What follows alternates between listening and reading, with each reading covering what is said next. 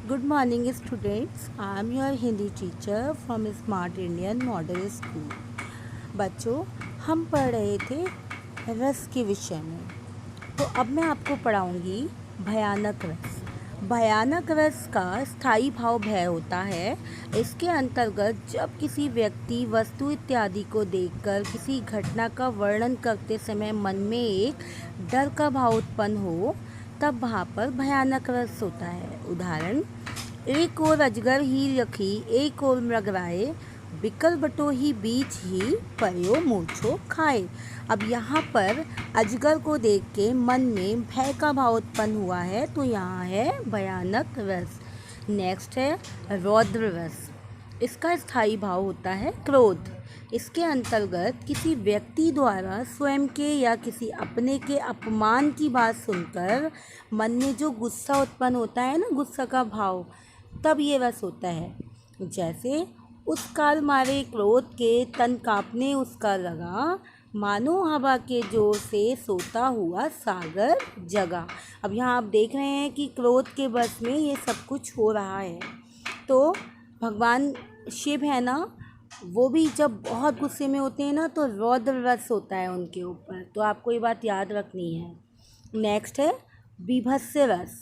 इसका स्थायी भाव है बच्चों घृणा।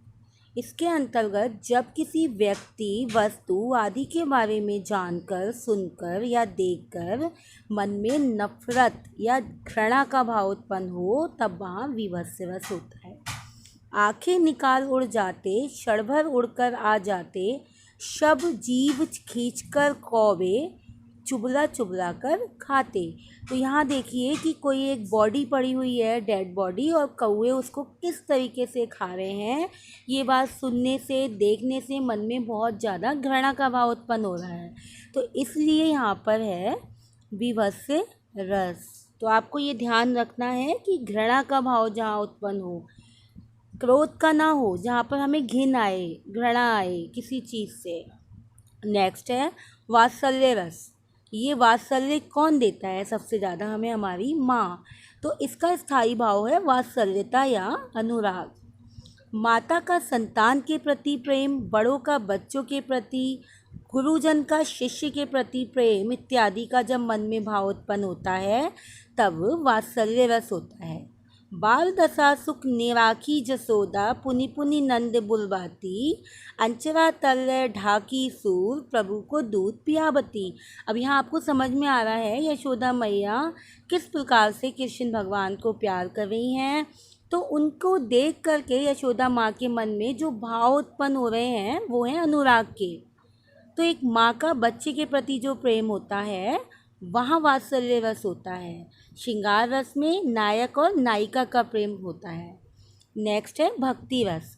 इसका स्थायी भाव है देवरति या अनुराग। इसमें ईश्वर की महिमा का वर्णन सुन के मन में जो भाव उत्पन्न होते हैं, तब उसे भक्ति रस कहते हैं। उलट नाम चपट जग जाना, वाल्मीकि भय भ्रम समाना। जब मन में भगवान के प्रति बहुत ज़्यादा प्रेम उत्पन्न हो जाता है, तो वहाँ पर होता है भक्ति रस। ईश्वर का और एक व्यक्ति का प्रेम भक्ति रस कहलाता है।